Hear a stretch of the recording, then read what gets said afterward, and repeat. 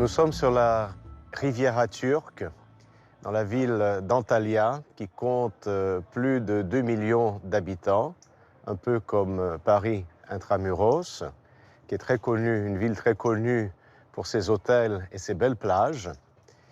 Cette ville a été fondée en 150 avant Jésus-Christ par Attal II, le roi de Pergame, qui l'a choisi pour y accoster sa flotte militaire. Cette ville se trouve à environ 17 km de Pergée, qui était la grande métropole de Pamphylie. Et c'est vers Pergée que Barnabé et Saul, le futur apôtre Paul, se dirigent pour se rendre à Antioche de Pisidie. Le livre des Actes des Apôtres nous dit que de Chypre, qui se trouve juste en face, Barnabé et Saul arrivent à Pergée.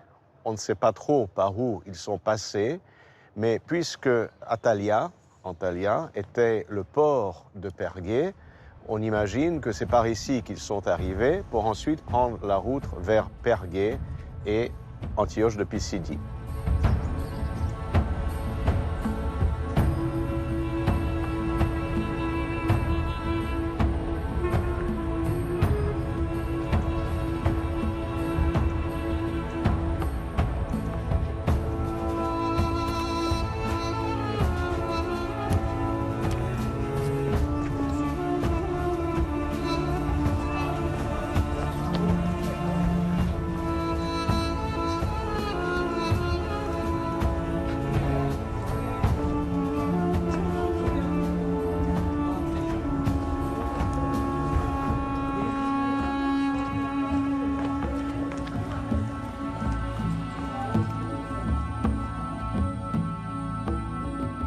Nous sommes arrivés à la sortie de la ville ou à l'entrée de la ville. Évidemment, cette arc de triomphe n'existait pas à l'époque de Saint Paul. C'est la porte d'Adrien qui a été construite en l'an 130 après Jésus-Christ pour l'arrivée de l'empereur Adrien qui a visité Antalya.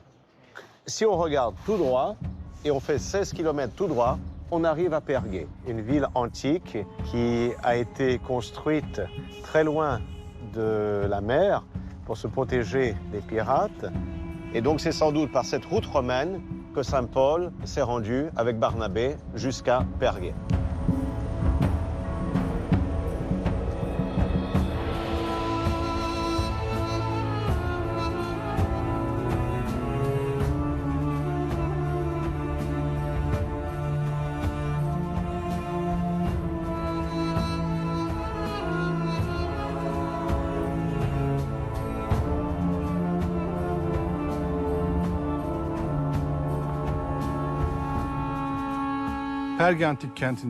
Nous nous trouvons dans l'antique cité de Pergée, cité dont le nom le plus ancien qui ait été retrouvé est celui de Parha. À partir des fouilles effectuées et de la consultation des sources antiques, nous savons que Saint Paul a effectué un voyage à Pergée et qu'il s'est ensuite rendu à Antioche de Pisidie et qu'il est repassé par cette ville de Pergée lors de son retour, avant de poursuivre sa route. Le fait que Saint Paul repasse par Pergée lors de son retour de voyage missionnaire montre la grandeur de cette ville. Les vestiges trouvés à Pergée ont une grande importance dans l'histoire du christianisme. Les plus imposants sont bien sûr les basiliques. La disposition de ces basiliques au sein du tissu urbain de la ville nous fait penser que les premiers chrétiens ont édifié ces basiliques sur les anciens lieux de culte païens et qu'ils n'ont pas modifié l'urbanisme de la ville qui est resté intact depuis l'époque romaine. Dans la ville basse, nous avons identifié les vestiges de 3 basiliques dont les murs sont encore visibles aujourd'hui. L'une d'entre elles, la basilique sud, se trouve juste derrière moi. Il s'agit d'un édifice assez spécial, en raison de sa structure de transept. Cette basilique compte aussi 3 nefs, et l'on constate que les murs qui séparent ces 3 nefs sont particulièrement hauts. Les murs avaient probablement pour objectif de cacher la cérémonie de communion à la vue des catéchumènes.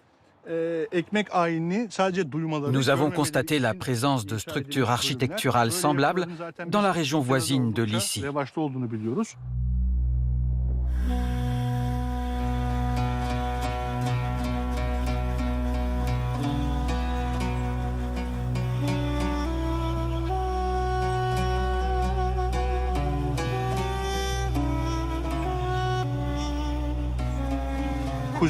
Une partie importante des murs de l'église du Nord est encore debout.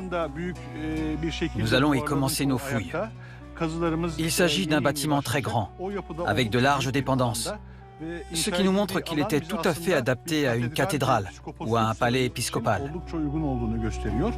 Tout cela nous montre l'importance que les habitants de Pergé ont accordée au christianisme, rendant ainsi cette ville unique.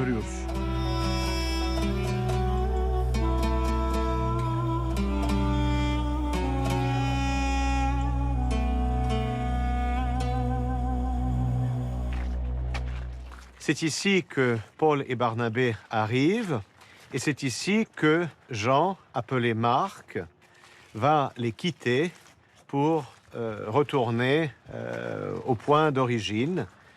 Peut-être que Marc a déjà été fatigué du chemin depuis Antalya pour arriver ici, et voyant devant lui les montagnes, il ne se sentait pas la force de poursuivre la route.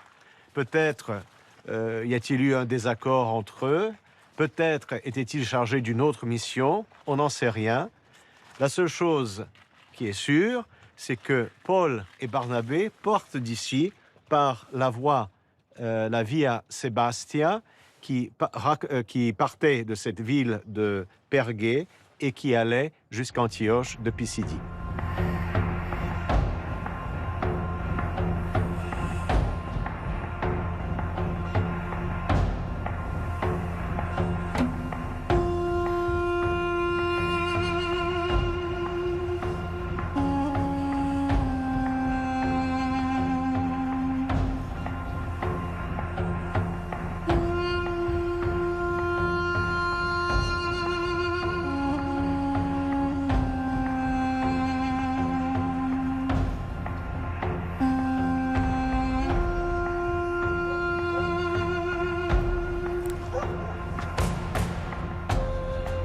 Nous sommes arrivés à Antioche de Pisidie. On dit que Antalya, ça prend environ 5 jours de marche. Mais je connais un pèlerin récemment qui a fait la route à pied. Il m'a dit que ça lui avait pris 1 mois pour arriver jusqu'ici. Alors pourquoi le saint apôtre Paul est venu jusqu'ici? On peut comprendre, d'après le récit de saint Luc dans les Actes des Apôtres, au chapitre 13, on nous raconte que l'Esprit Saint a choisi Barnabé et Saul pour une mission. Et ils partent donc de la grande Antioche. Ils vont à Séleucie, de là ils s'embarquent en bateau pour Chypre. Ils traversent l'entière île de Chypre, de Salamine jusqu'à Paphos. Et ils sont accompagnés de Jean, appelé aussi Marc, que la tradition de l'Église identifie avec Marc l'évangéliste. Et à Paphos, il y a un événement, je pense, assez marquant. Saint Luc raconte que Barnabé et Saul convertissent le proconsul Sergius Paulus à la foi chrétienne. Le proconsul, c'est un peu le gouverneur de l'île. Et c'est à partir de ce moment-là que Saul de Tarse prend le nom de Paulus, Paul.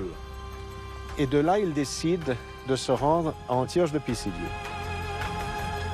Antioche de Pisidie, à l'époque de Paul, était une colonie romaine. Et les archéologues ont retrouvé ici le nom de Sergius Paulus. Donc sans doute que Sergius Paulus, dont il est question à Paphos, sans doute était-il un Romain qui avait de la famille ici. Il se convertit au christianisme par la prédication de Barnabé et Saul. Saul prend son nom et ils sont chargés d'une mission pour venir ici. À partir de ce moment-là, il y a un bouleversement, un renversement de situation. Saul, qui était le tout dernier et qui suivait Barnabé, va devenir le chef de file. La prédication sera de Paul et Barnabé.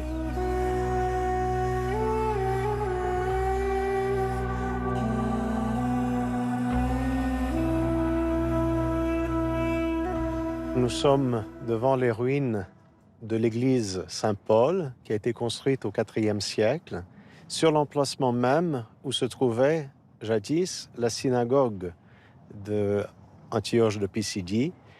C'est ici que Saint Paul a prêché. Il avait l'habitude, toujours là où il allait, d'aller d'abord rendre visite à la synagogue et prêcher aux Juifs qui s'y trouvaient.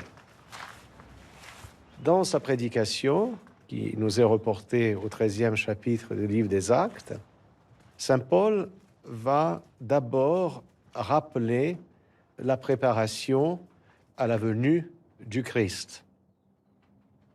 Les Actes nous disent qu'après la lecture de la loi et des prophètes, les chefs de la synagogue demandèrent à Paul et à Barnabé: « Hommes, frères, si vous avez quelques exhortations adressées au peuple, parlez. » Et le livre des Actes nous dit que Paul se leva et dit donc: « Le Dieu de ce peuple d'Israël a choisi nos pères. » Donc il y a cette notion d'élection, de fait que le peuple hébreu était choisi.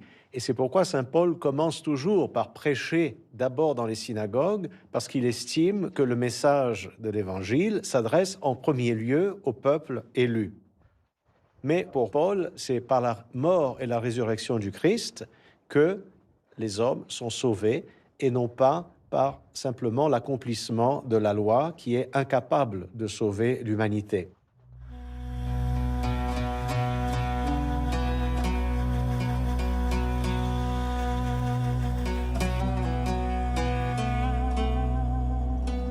La prédication de saint Paul, ici à Antioche de Pisidie, a suscité l'intérêt des Juifs et des prosélytes présents. Et à la fin de son discours, dans le 13e chapitre du livre des Actes, il est dit qu'on leur demande, à Paul et à Barnabé, de revenir dans cette synagogue le samedi suivant. Et ils reviennent le samedi suivant. Et durant toute la semaine, la nouvelle s'est répandue dans toute cette ville.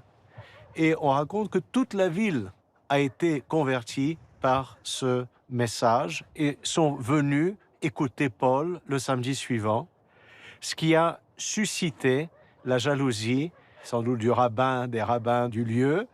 Ils voyaient la concurrence arriver et on a commencé à persécuter Paul et Barnabé, on les a chassés et c'est alors que Paul a dit: « Puisque vous n'acceptez pas notre message, eh bien nous allons maintenant nous tourner vers les païens. » Et ils ont quitté cette ville, ils ont pris la direction d'Iconium, et c'est à partir de ce moment-là que le message chrétien s'est vraiment ouvert vers le monde entier, vers les gentils, vers le monde païen.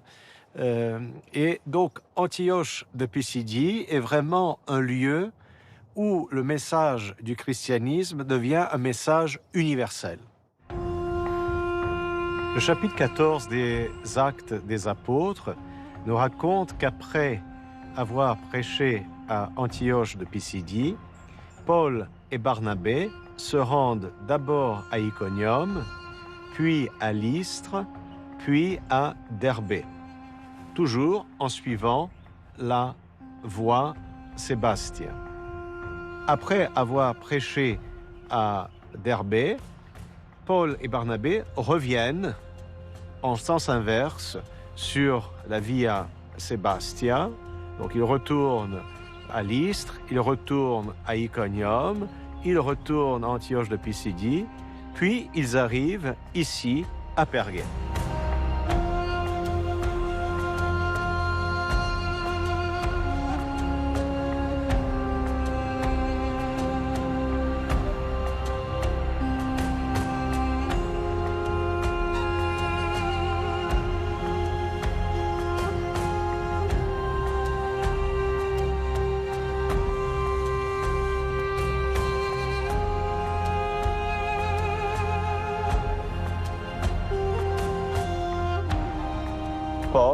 va prêcher dans la ville, annoncer la bonne nouvelle à cette ville. L'auteur des Actes des Apôtres ne nous dit pas où exactement il a prêché. On peut penser qu'il a prêché dans une synagogue, bien que les archéologues de cette ville n'aient pas encore retrouvé de traces d'une synagogue à Pergé.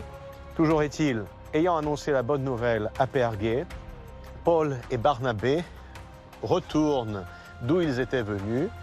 Les Actes des Apôtres nous disent qu'ils retournent de Pergé à Antalya, où ils prennent le bateau pour retourner vers la grande Antioche.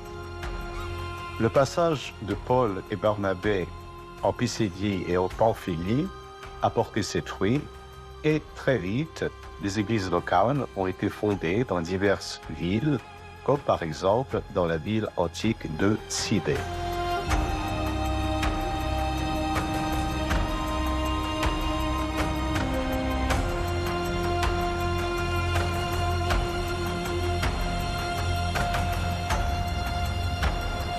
Sidée est une presqu'île située à l'est d'Antalya. Étant une ville de l'Empire romain, Sidée était ralliée à Pergé par une voie romaine. Il est peu probable que saint Paul soit venu jusqu'ici, puisque les Actes des Apôtres n'en parlent pas. Mais partout où Paul et Barnabé sont passés et ont fondé des églises locales, le livre des Actes nous dit qu'ils ont mis à la tête de chaque communauté des presbytres, autrement dit des anciens. Presbyteros signifie ancien. Beaucoup de ces presbytres et chrétiens furent persécutés et furent martyrisés, très souvent dans les cirques et les théâtres. Et nous avons ici le théâtre de Sidée qui est en très bonne condition et qui sert encore de nos jours pour des concerts en plein air. Nous avons, par exemple, Kyndéus et Alexandre, deux presbytres de Sidée, de la région de Sidée, qui ont été martyrisés. Et très tôt, après la conversion de l'Empire romain au christianisme, après la conversion de l'empereur Constantin, le théâtre romain de Sidée a servi d'église à ciel ouvert, où les premiers chrétiens sont venus célébrer des offices, des liturgies, notamment à la mémoire des martyrs. Et puis par la suite, après le IVe siècle, donc vers le 5e, 6e siècle, nous avons cet immense complexe qui fut construit, qui comprenait une très grande basilique, sans doute dédiée à l'apôtre Paul. Nous avons les traces de l'existence d'une basilique dédiée à saint Paul sur le site de Sidée, incluant le palais épiscopal, là où nous nous trouvons. Ceci était sans doute la chapelle privée du métropolite de Sidée, et un baptistère. Donc nous voyons que Sidée devient par la suite, comme héritage de la mission et de la prédication de l'apôtre Paul, un centre ecclésiastique très important.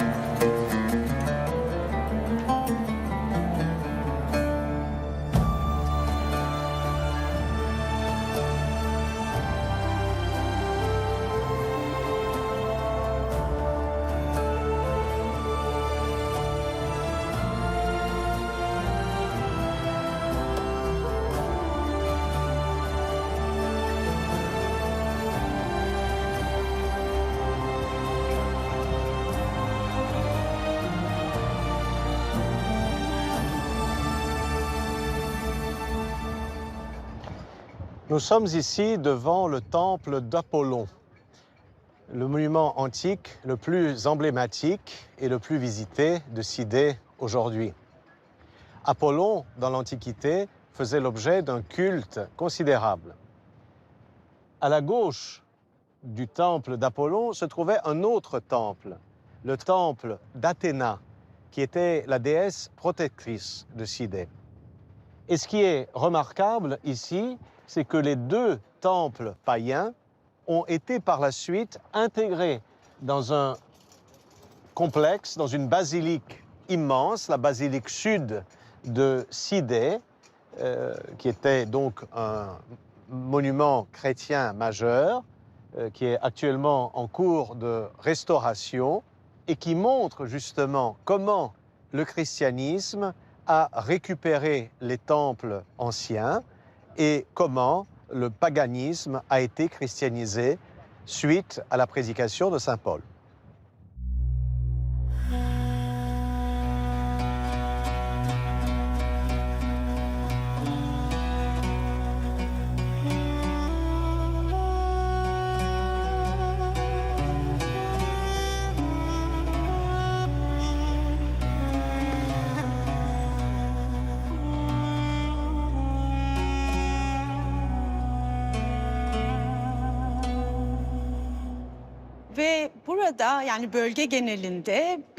Nous savons que le culte d'Apollon était très implanté dans de nombreuses cités de la région. En particulier dans les régions de Pisidie, Pamphylie et Lycie.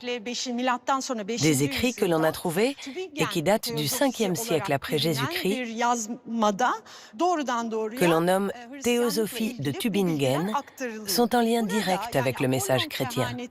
Dans ces écrits, les oracles d'Apollon le décrivent comme étant le messager de Dieu, celui qui annonce l'arrivée de Dieu.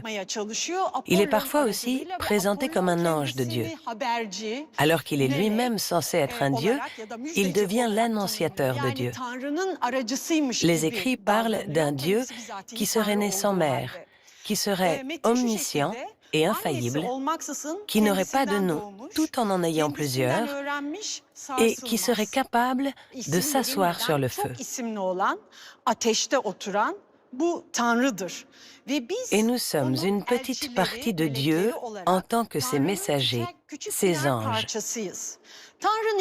Et à ceux qui veulent connaître ce Dieu, il est dit de regarder vers le ciel ou de prier en regardant vers l'est au matin.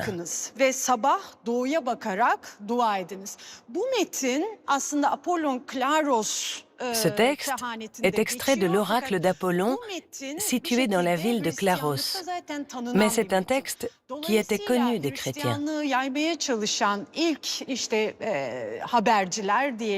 Ces textes vont être très largement utilisés par les premiers messagers chrétiens, comme saint Paul, mais aussi ses continuateurs qui tentent de faire accepter l'idée d'un monothéisme et de convertir les païens. L'existence de ces textes a donc, selon les chercheurs, préparé les populations de l'Anatolie du Sud et du Sud-Est, de cette région d'Antalya où nous sommes, à la parole chrétienne.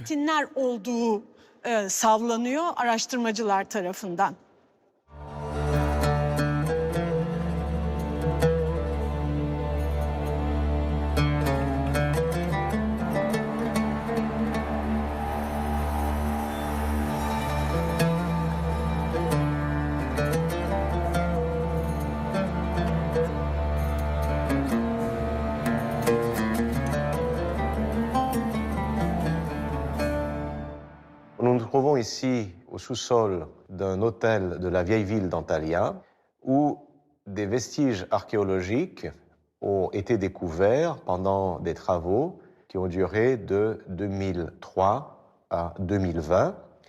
Et nous avons ici les vestiges d'une route romaine qui partait de la porte de la ville, là où se trouve aujourd'hui la porte d'Adrien, pour aller vers le port. Donc nous pouvons nous imaginer que Paul et Barnabé sont sans doute passés par cette route.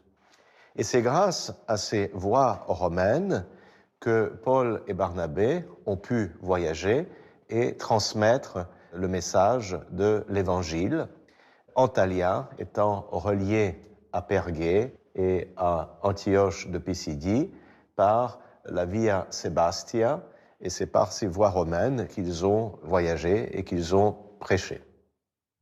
Nous avons retrouvé sur ce site les fondations d'une toute première basilique chrétienne datant du milieu du 5e siècle.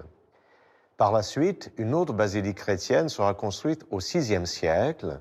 Elle sera transformée en mosquée au 16e siècle. C'est la fameuse mosquée au minaret tronqué qui est très emblématique ici à Antalya. De même, la tour Ederlik au port a servi d'église dédiée à Saint-Georges durant la période byzantine. Voilà, donc Paul et Barnabé reviennent après ce long voyage à Antalya pour prendre le bateau et retourner d'où ils étaient partis, à Antioche la Grande, là où ils rassemblent l'Église pour raconter tout ce que Dieu avait fait avec eux et comment Dieu avait ouvert les portes de la foi à toutes les nations. Et c'est ainsi que prend fin le premier voyage missionnaire de l'apôtre Paul, un voyage missionnaire décisif qui a fait du christianisme une religion universelle.